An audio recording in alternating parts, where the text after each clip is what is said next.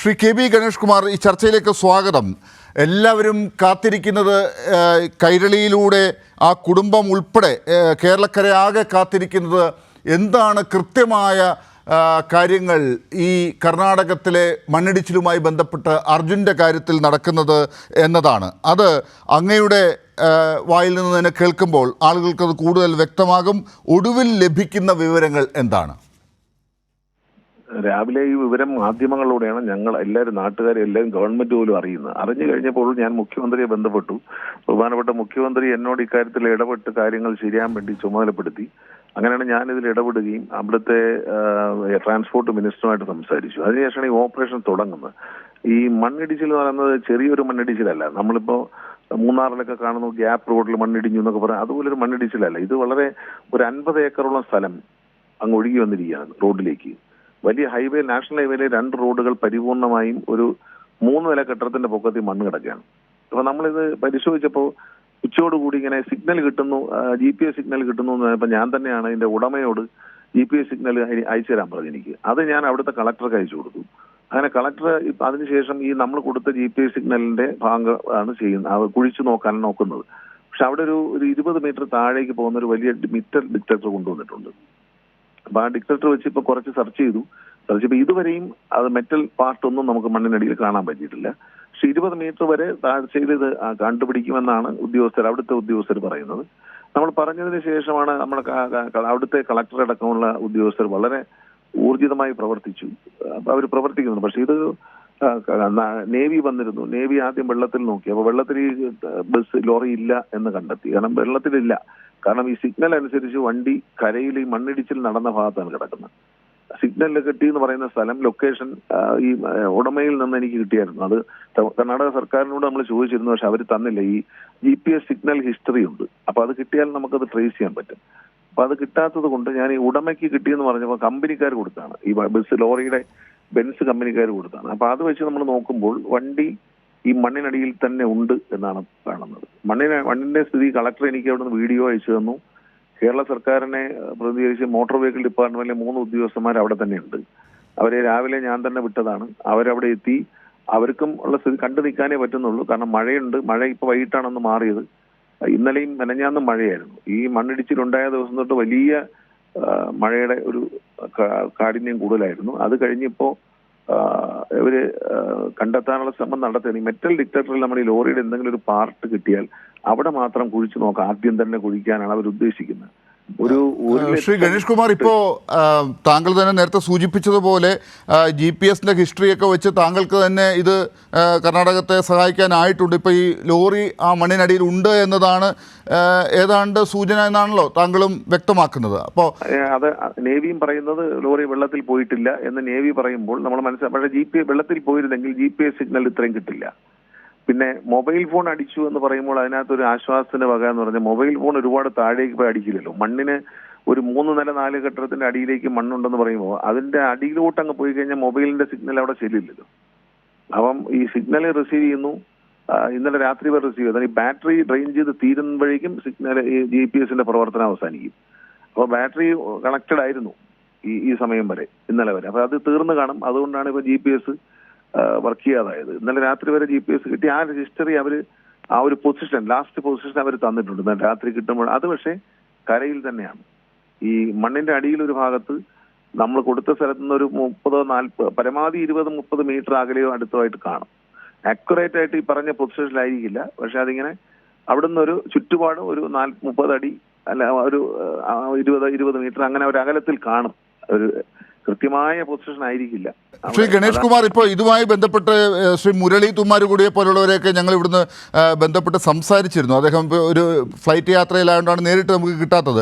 അദ്ദേഹമൊക്കെ പറയുന്നത് നമുക്ക് ഈ മെറ്റൽ ഡിറ്റക്ടറിന് അപ്പുറമുള്ള ചില കാര്യങ്ങളിലേക്ക് പോകേണ്ട സമയമായിട്ടുണ്ട്. അതായത് ഈ ചില തെർമൽ പ്രോബുകൾ ഉപയോഗിച്ച് പരിശോധിക്കുക, ലൈഫ് അവിടെ ഉണ്ടോ എന്നറിയാൻ വേണ്ടിയുള്ള പരിപാടികളാണ് നോക്കേണ്ടത് എന്നൊക്കെയാണ്. നമ്മുടെ ഈ രക്ഷാ ദൗത്യത്തിൽ കർണാടകത്തിൽ ചില കാര്യങ്ങൾ കൂടി മുന്നോട്ട് പോകേണ്ടതുകൊണ്ട് കുറച്ചുകൂടെ വേഗത ആവശ്യമുണ്ടെന്ന് അങ്ങേക്ക് തോന്നുന്നുണ്ടോ?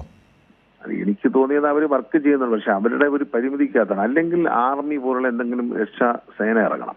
അപ്പൊ നേവി വന്നതുപോലെ ആർമി അങ്ങനെ വന്നാൽ ഇത് പെട്ടെന്ന് ഒരു നീക്കമൊക്കെ ഉണ്ടാവാൻ സാധ്യതയുണ്ട്. അല്ലാതെ നമ്മുടെ ഒരു ഇപ്പം പിന്നെ ഈ അവരെ കൊണ്ട് പറ്റുന്ന ഏജൻസികളെല്ലാം ശ്രമിക്കുന്നുണ്ട്. പക്ഷെ ഇത് മണ്ണ് മാറ്റണമെങ്കിൽ 1,00,000 ലോഡ് മണ്ണെങ്കിലും മിനിമം അവിടുന്ന് മാറ്റിയാലേ ഇതെന്തെങ്കിലും ആകും. അത് ആ റോഡ് കാണാൻ പറ്റുന്നില്ല. ആ ഫോട്ടോയും വീഡിയോ ഒക്കെ എൻ്റെ കയ്യിലുണ്ടായിരുന്നു. അതിനകത്ത് ഒന്നും കാണാൻ പറ്റുന്നില്ല. വളരെ റോഡൊക്കെ ബസ്സും ലോറി അവിടെ ടിപ്പർ ലോറിയും ഹിറ്റാച്ചിയൊക്കെ വളരെ ചെറിയ ഒരു കളിപ്പാട്ടം പോലെയാണ് കാണുന്നത്. അത്ര വലിയ ഒരു ഏരിയയാണ്. ഒരു 50 ഏക്കർ.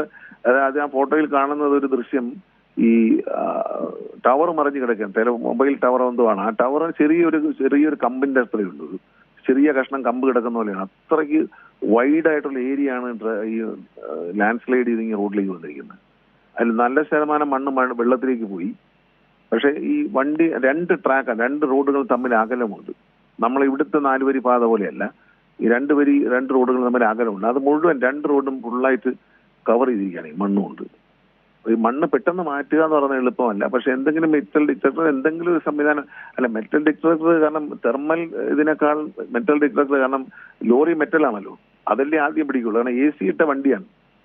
അല്ല, അക്കാര്യത്തിൽ അങ്ങ് പറഞ്ഞത് ശരിയാണ്. ലോറി കണ്ടെത്താൻ മെറ്റൽ ഡിറ്റക്ടർ സഹായിക്കും. പക്ഷെ അതേസമയം ലൈഫ് ഉണ്ടോ എന്നുള്ളത് അറിയുക വളരെ പ്രധാനമാണെന്നും അത് മറ്റു രാജ്യങ്ങളിലൊക്കെ അത്തരം സംവിധാനങ്ങളാണ് ഉപയോഗിക്കുക. നമ്മുടെ തന്നെ അങ്ങ് പറഞ്ഞതുപോലെ NDRF പട്ടാളക്കാരുടെ കയ്യിലൊക്കെ ഇത്തരത്തിലൊരു കിറ്റുണ്ട്.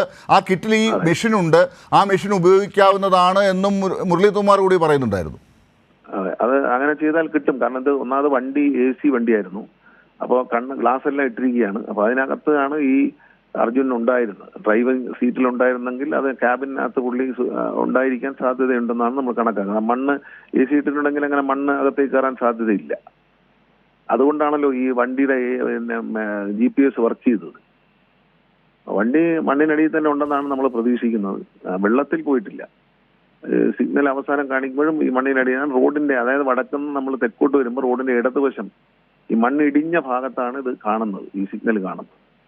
ശ്രീ ഗണേഷ് കുമാർ, ഇപ്പോൾ ഈ കാര്യത്തിൽ നമ്മൾ എത്രമാത്രം വെയിറ്റ് ചെയ്യും എന്നുള്ളതാണ്. അത് ഇനി എന്താണ് അവിടെ നടക്കാൻ പോകുന്നത്? ഒരു പ്ലാനിങ് ഉണ്ടോ എന്നുള്ളതൊരു സംശയമാണ്. ഇങ്ങനെയാണെങ്കിൽ അവിടെ നിന്ന് അങ്ങേക്കും വിവരങ്ങൾ കിട്ടാൻ ബുദ്ധിമുട്ടുണ്ട്. അപ്പോൾ ആ നിലയ്ക്ക് എന്താണ് അടുത്തതിലേക്ക് പോകേണ്ടത് എന്നൊരു പ്ലാൻ വേണ്ടി കുടുംബം പറയുന്നത്, ഇപ്പോൾ ചില മാധ്യമങ്ങൾ റിപ്പോർട്ട് ചെയ്യുന്ന അവർക്ക് ചില ആശങ്കകളുണ്ട്. ഉദ്യോഗസ്ഥർ കൃത്യമായി മറുപടി പറയുന്നില്ല. കേരളം ഒന്ന് ഇടപെടണം എന്നൊക്കെ ഇന്നിപ്പോൾ ചില മാധ്യമങ്ങൾ ഇപ്പോൾ വൈകുന്നേരം പറയുന്നു. കേരളം രാവിലെ തന്നെ മുഖ്യമന്ത്രി കത്തെഴുതി, അവിടുത്തെ മുഖ്യമന്ത്രി കത്തെഴുതിയും വിളിക്കുകയും ഒക്കെ ചെയ്തു.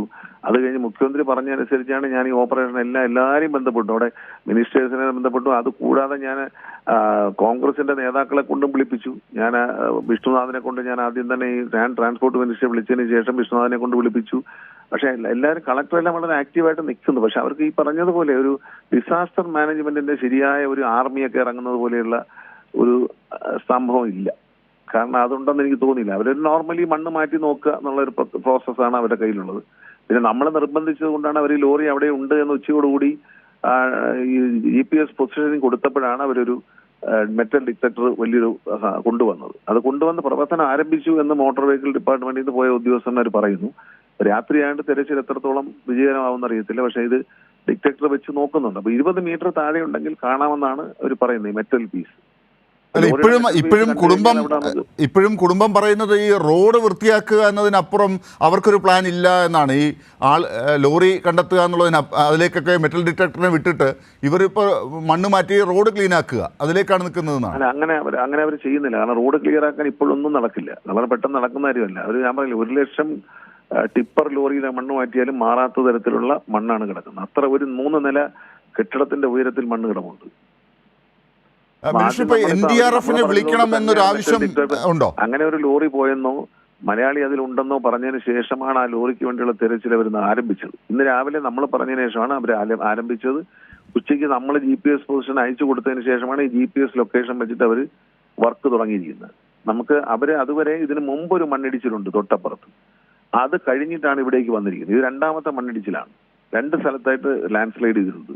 2ാമത്തെ സ്ലൈഡിലാണ് നിൽക്കുന്നത്. നമുക്ക് തീരെ അവരെ കുറ്റം പറയാൻ പറ്റില്ല. പക്ഷെ അവരുടെ ഒരു സംസ്ഥാന സർക്കാരിന്റെ മിഷനറി ഉണ്ട്. ഇത് എത്ര ശരിയാവുന്നില്ല. പക്ഷെ ആർമിയൊക്കെ വന്നു കഴിഞ്ഞാൽ അവർ വേറെ ചില ഉപകരണങ്ങളും ഈ പറഞ്ഞതുപോലെ പല കാര്യങ്ങളും ഉണ്ടാവും അവരുടെ കയ്യിൽ. നമുക്കുള്ളതിനേക്കാൾ വലിയ ഫെസിലിറ്റീസ് ഉണ്ടല്ലോ. നമ്മൾ മനുഷ്യന്റെ ജീവൻ കണ്ടെത്തുന്നത് ശരിക്കും പറഞ്ഞാൽ നമ്മൾ വയനാട്ടിൽ നിലമ്പൂർ ഉരുൾപൊട്ടലുണ്ടായില്ല, ആ സമയത്ത് നമ്മൾ നോക്കിയിരുന്നല്ലോ. ഡിറ്റക്ടർ വെച്ചിട്ട്, തെർമൽ ഡിറ്റക്ടർ വെച്ചിട്ട് മനുഷ്യജീവൻ മണ്ണിനടിയിലുണ്ടോ എന്ന് പരിശോധിച്ചതുപോലെ ഇത് പരിശോധിച്ചാൽ കിട്ടുമായിരിക്കും. നമുക്ക് അതിനെപ്പറ്റി എനിക്ക് എക്സ്പെർട്ട് അല്ല. പക്ഷെ എന്നാലും എൻ്റെ ഒരു കാഴ്ചപ്പാടിൽ എനിക്ക് തോന്നുന്നത് നമ്മളിനി അവരോട് ആവശ്യപ്പെടാനുള്ളത് ആർമിയെ വിളിക്കുക എന്നുള്ളത് എന്തെങ്കിലുമാണ്. അവർ ആർമിയെ വിളിച്ചാൽ വന്നാൽ ചിലപ്പോൾ വലിയൊരു വ്യത്യാസം ഉണ്ടാവും. കാരണം അവർക്കുള്ളൊരു മെക്കാനിസവും ഒന്നും നമ്മുടെ കയ്യിലില്ല, സാധാരണ നമ്മുടെ ഈ കാണില്ലല്ലോ. ശ്രീ കെ ബി ഗണേഷ് കുമാർ അത് ആവശ്യപ്പെടാനുള്ള വഴികളിലേക്ക് അങ്ങ് ആലോചിക്കുന്നുണ്ടോ? പറഞ്ഞിട്ടുണ്ട്, സംസാരിച്ചിട്ടുണ്ട്. ഞാൻ ഇന്ന് രാത്രി വീണ്ടും മിനിസ്റ്ററോട് ബന്ധപ്പെട്ടതിന് ശേഷം ഒന്ന് ആർമിയെ വിളിക്കുന്ന കാര്യത്തെപ്പറ്റി മുഖ്യമന്ത്രിയെ കൊണ്ടൊന്ന് സംസാരിപ്പിക്കാനാണ് ഉദ്ദേശിക്കുന്നത്. ഏതെങ്കിലും തരത്തിൽ അവിടെ നിന്ന് വിവരങ്ങൾ ലഭിക്കുന്നതിനുള്ള തടസ്സങ്ങൾ എന്തെങ്കിലും ഉണ്ടോ? ഇല്ല, അവിടെ മൊബൈലിന്റെ പ്രശ്നമുണ്ട്. അവിടെ ഞാൻ അർജുന്റെ തന്നെ ഒരു റിലേറ്റീവിനെ ഞാൻ അവിടെ വിളിച്ചാൽ ഞങ്ങൾ സംസാരിച്ചുകൊണ്ടെങ്കിൽ മൊബൈൽ കട്ടായി പോയി. കാരണം അവിടെയുള്ള മൊബൈൽ ടവറുകളൊക്കെ മറിഞ്ഞു പോയിരിക്കുകയാണ്. അതുകൊണ്ട് ഈ മോട്ടോർ വെഹിക്കിൾ ഉദ്യോഗസ്ഥന്മാർ തന്നെ പോയിട്ട് അവർ വേറെ ദൂര സ്ഥലത്ത് വന്നിട്ടാണ് നമ്മളെ വിളിച്ച് വിവരം അറിയിക്കുന്നത്. ഇപ്പോൾ അങ്ങ് പറഞ്ഞതനുസരിച്ചാണെങ്കിൽ ഇപ്പോൾ അങ്ങൊക്കെ ഇടപെട്ടതിന് ശേഷം അവിടുത്തെ ജില്ലാ കളക്ടർ, അവിടുത്തെ പോലീസ് SP ഉൾപ്പെടെയുള്ള ആളുകൾ, ഉദ്യോഗസ്ഥരൊക്കെ ഇത്തരം നിർദ്ദേശങ്ങൾ പാലിക്കാൻ തയ്യാറാകുന്നുണ്ട്. അവർക്ക് നിർദ്ദേശങ്ങൾ കിട്ടാനാണ് ബുദ്ധിമുട്ട്. അങ്ങനെ ഒരു ടീമിനെ ലീഡ് ചെയ്തുള്ള ഒരു പരിചയം അവിടെ ദുരന്ത നിവാരണ കാര്യത്തിൽ പറയൂ. നമ്മൾ കൊടുത്ത നിർദ്ദേശം ഉടൻ തന്നെ അവർ പാലിച്ചു എന്നുള്ളത് വളരെ സന്തോഷമുള്ള കാര്യമാണ്. ഉദ്യോഗസ്ഥർ ഈ ഇന്ന സ്ഥലത്തുണ്ട് നമ്മളൊരു ലൊക്കേഷൻ ഇട്ട് കൊടുത്തപ്പോൾ തന്നെ കളക്ടർ അതിൽ ഇടപെടുകയും ആ ഭാഗത്തേക്ക് ഒരു രക്ഷാപ്രവർത്തനം മാറ്റുകയും ചെയ്തിട്ടുണ്ട്. അതൊക്കെ അവർ ചെയ്തു. ഇപ്പൊ ഈ കാര്യത്തിൽ അവർക്കൊരു പരിമിതിയുണ്ട്. ഈ പറഞ്ഞതുപോലെ അവർക്കൊരു വലിയ പരിമിതി ഉണ്ട്. കാരണം അവരുടെ കയ്യിൽ ഈ ഹിറ്റാച്ചി കൊണ്ട് മണ്ണ് മാറ്റുക, അത് അങ്ങനെയുള്ള ഐഡിയകളേ ഉള്ളൂ. പക്ഷെ വലിയൊരു ഈ ആകെ അവർ കൊണ്ടുവന്നത് നമ്മൾ പറഞ്ഞിട്ട് തന്നെയാണ്. മെറ്റൽ ഡിറ്റക്ടർ കൊണ്ടുവരാൻ അവർ തീരുമാനിച്ചത് കേരളത്തിൽ നിന്നുള്ള സമ്മർദ്ദം കൊണ്ട് തന്നെയാണ്. എവിടെയാണെന്ന് ഡിക്റ്റേറ്റ് ചെയ്യാൻ കഴിഞ്ഞാൽ, കാരണം 10-20 മീറ്റർ പൊക്കത്തിന് മണ്ണ് കിടപ്പുണ്ട്.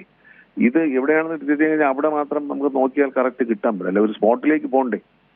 ഇതിനകത്ത് നിറച്ച് തടിയുണ്ട്. ഈ വണ്ടിക്കകത്ത് നിറച്ച് തടിയുണ്ടെന്നാണ് അതിന്റെ ഉടമസ്ഥൻ പറഞ്ഞത്. തടി ലോഡ് വന്ന് എഴുതിയായിരുന്നു, അതുണ്ടായിരുന്നു. പിന്നെ വണ്ടി ഒതുക്കിയിട്ടിട്ട് ഉറങ്ങാൻ പോവുകയാണെന്ന് പറഞ്ഞു എന്നാണ് ഉടമസ്ഥൻ പറയുന്നത്. അർജുൻ അവസാനമായി വിളിക്കുമ്പോൾ അങ്ങനെ വണ്ടി ഒതുക്കിയിട്ട് ഉറങ്ങുകയായിരുന്നോ അതോ റണ്ണിങ്ങിലായിരുന്നോ എന്ന് അറിയാൻ പറ്റുന്നില്ല. അപ്പോൾ അതിനെക്കുറിച്ചുള്ള കാര്യങ്ങൾ അങ്ങ് വണ്ടിയുടെ കാര്യമൊക്കെ പരിശോധിച്ചിരുന്നല്ലോ. വണ്ടി ഇന്നലെ പോലും അത് എൻജിൻ ഓൺ ആയിരുന്നു എന്നൊരു വാർത്ത കേട്ടിരുന്നു. അതൊക്കെ വിശ്വസിക്കാവുന്നതാണോ? എഞ്ചിൻ ഓണായി കിടക്കില്ല ഒരിക്കലും. കാരണം സൈലൻസറിൽ മണ്ണ് കയറുന്നതോടെ എഞ്ചിൻ ഓഫാവും. സൈലൻസർ ബ്ലോക്ക് ആയി കഴിഞ്ഞാൽ അപ്പം തന്നെ എഞ്ചിൻ ഓഫാവും. കുറച്ച് സമയം കാണും. പക്ഷേ GPS വർക്ക് ചെയ്ത ബാറ്ററി ഉള്ളതുകൊണ്ടാണ്. ബാറ്ററിയിൽ ആണ് GPS ഇത്രയും നമുക്ക് സിഗ്നൽ കിട്ടിക്കൊണ്ടിരുന്നത്. ഇന്നലെ രാത്രി വരെ കിട്ടിയെന്ന് പറയുന്ന സിഗ്നൽ കറക്റ്റാണ് അവിടെ. കാരണം ഇവര് സിഗ്നൽ നമ്മൾ കൊടുത്തതിന് ശേഷമാണ് നേവി പറഞ്ഞു വെള്ളത്തിലില്ല എന്ന് പറഞ്ഞു. അപ്പൊ അത് സിഗ്നൽ കറക്റ്റാണ്. അവര് ഈ കമ്പനിക്കാരാണ് സിഗ്നൽ തന്നത്, ഈ ഉടമസ്ഥന് കൊടുത്തതാണ്, അതാണ് എനിക്ക് തന്നത്. അപ്പൊ ആ സിഗ്നൽ ഉണ്ട് എന്നുള്ളത് ശരിയാണ്. അന്ന് അവർ പറയുന്ന കറക്റ്റ്. അത് വെള്ളത്തിലല്ല, കരയിലാണ്. ഇപ്പോൾ കാണുന്ന ഈ മണ്ണിന്റെ അടിയിലാണ് കിടക്കുന്നത്. അത് ലെഫ്റ്റ് സൈഡിലെ റോഡിന്റെ ഭാഗത്ത് എവിടെയാണ് ഈ വണ്ടി ഉള്ളത് അത് കാണിക്കുന്നത്. ഇപ്പം ഈ ഗൂഗിൾ ഇതിലൊരു GPS സിഗ്നൽ കാണിച്ചാലും ഒരു 20 മീറ്റർ അങ്ങോട്ട് വ്യത്യാസങ്ങൾ വരാം, അങ്ങോട്ടും ഇങ്ങോട്ടും ഒക്കെ. കറക്റ്റ് ആ സ്ഥലമായിരിക്കില്ല. ഇപ്പൊ ഈ രാത്രിയിൽ എന്താണ് നടക്കുക മിനിസ്റ്റർ? രാത്രി രക്ഷാപ്രവർത്തനം നടത്താനുള്ള സാധ്യതയില്ല. വൈകിട്ട് മോട്ടോർ വെഹിക്കിൾ ഉദ്യോഗസ്ഥരെ അറിയിച്ചതും മെറ്റൽ ഡിറ്റക്ടറുള്ള പരിശോധന നടക്കുകയാണ്. ഇതുവരെ ഒന്നും കണ്ടില്ല എന്നാണ്. അത് ഏത് നിമിഷവും കാണാം. അവർ രാത്രി അത് തുടരുമോ എന്ന് എന്നോട് പറഞ്ഞിട്ടില്ല. പക്ഷെ മണ്ണ് മാറ്റലും കാര്യങ്ങളും രാത്രി ഉണ്ടാവില്ല. അപ്പോൾ ഒരു ജീവൻ അതിനകത്ത് ഇങ്ങനെ മണ്ണിൽ എവിടെയോ ഉണ്ട് എന്നുള്ളത് നമുക്ക് ഉറപ്പായിട്ട് ഒന്നും ചെയ്യാൻ പറ്റാത്തൊരു സാഹചര്യത്തിൽ നിൽക്കുക എന്ന് പറയുമ്പോൾ ഈ മെറ്റൽ സിഗ്നൽ കിട്ടിക്കഴിഞ്ഞാൽ അവിടെ കുഴിക്കാമെന്നാണ് അവർ പറയുന്നത്. അതിനുവേണ്ടി ഇപ്പൊ അവർ സെർച്ച് ചെയ്യുന്നത്. നമുക്ക് നാളെ രാവിലെ കൂടുതൽ അവിടെ ഇടപെടാനുള്ള വഴികളുണ്ടോ? രാത്രി വീണ്ടും മിനിസ്റ്ററോട് സംസാരിക്കും. ഞാൻ അദ്ദേഹത്തോട് സംസാരിച്ചിട്ട് കാര്യങ്ങൾ അറിയാൻ പറ്റുള്ളൂ. നമുക്കിപ്പോ ഇതിന്റെ രാഷ്ട്രം തരുന്ന ഇൻഫർമേഷൻ ആണ് നമ്മുടെ കയ്യിലുള്ളത്. നമ്മൾ 3 ആഴ്ച തരുന്ന ഇൻഫർമേഷൻ ഉണ്ട്. അത് കണ്ടിട്ട് ദൂരെ പോയി നമ്മൾ വിളിച്ചിരിക്കും. എന്തായാലും മിനിസ്റ്റർ, രാത്രിയിൽ അങ്ങേക്കും ഇന്നിപ്പോൾ ഉറക്കമില്ലാത്ത ഒരു രാത്രിയാകുന്നു. നമ്മളും അതിൻ്റെ പുറകെ തന്നെ ഉണ്ട്. അങ്ങേ വീണ്ടും ബന്ധപ്പെടാം. നമുക്ക് ഈ കാര്യങ്ങൾ ജനങ്ങളെ അറിയിച്ചുകൊണ്ടിരിക്കാം. വളരെ നന്ദി ഞങ്ങളോടൊപ്പം ഈ സമയത്ത് ചേർന്നതിന് മിനിസ്റ്റർ ശ്രീ കെ ബി ഗണേഷ് കുമാർ.